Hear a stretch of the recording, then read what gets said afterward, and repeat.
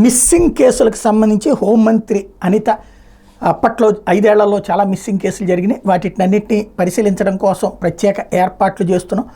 కొన్ని చోట్ల హ్యూమన్ ట్రాఫికింగ్కి సంబంధించిన ప్రత్యేక బృందాలు పనిచేస్తున్నాయి అంటూ ఇవన్నీ డీటెయిల్డ్గా చెప్పుకొచ్చారు. నిన్న ఏదైతే రాష్ట్రానికి సంబంధించి ఈ వ్యవహారాల మీదన నిర్ణయం తీసుకుంటున్నాం, దానికి సంబంధించి పరిష్కరిస్తాం అన్నటువంటి పాయింట్ చెప్పుకొచ్చారు. అయితే ఇక్కడే అసలైనటువంటి అంశం ఏంటంటే తేలాల్సింది ఎంతమంది, ఎవరు, ఎలా, ఎందుకు, ఇది ప్రజలు కూడా తెలుసుకోవాలనుకుంటున్నారు. ఇప్పుడు మొన్న పవన్ కళ్యాణ్ స్పందించాక అది వాస్తవంగా లవ్ మ్యారేజ్ అని అందరూ అనుకున్నారు.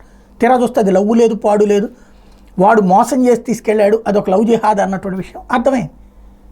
ఆ తర్వాత ఇప్పటికీ వాళ్ళు సెక్యూరిటీ భయపడుతున్నారు. ఎందుకంటే వాడిని ఆ తర్వాత దర్యాప్తు చేయలేదు, వాడు అసలు కాశ్మీర్లో అన్ని రోజులు ఎట్లా ఉన్నాడని. అట్లాగే ఇప్పుడు ఈ 33,000 కేసులు ఏవైతే మిస్సింగ్ ఉన్నాయో వాటిట్లలో ఎంతమంది దొరికారు, కొంతమంది వెనక్కి వచ్చేసి ఉంటారు ఈ పాటికి, లేదా కొంతమంది అడ్రస్లు తెలిసి ఉంటాయి.